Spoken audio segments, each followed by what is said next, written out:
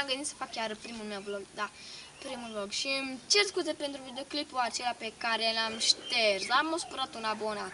Și m-am gândit să fac provocări nebune de la 1 până la 10.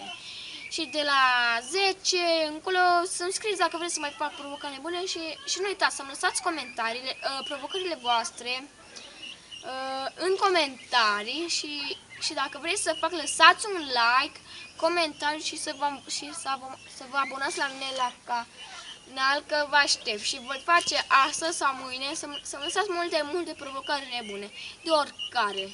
Să mănânc nu știu ce, orice. Și nu uitați să vă abonați la mine la canal și să lăsați un like, un comentariu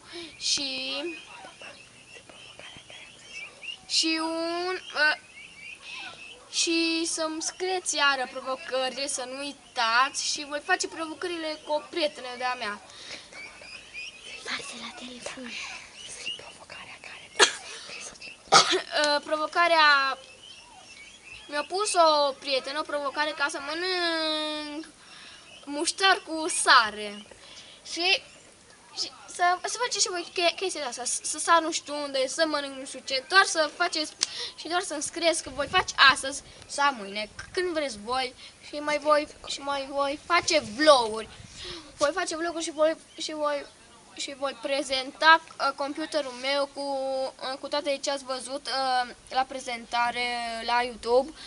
O să văd computerul, o să fac un vlog doar când o să am 50 de abonați. Și vă aștept. Și la 50 de abonați o să fac un vlog cu camera mea și o să vă arăt tot ce am pe computer, tot. Până atunci vă aștept. Pa!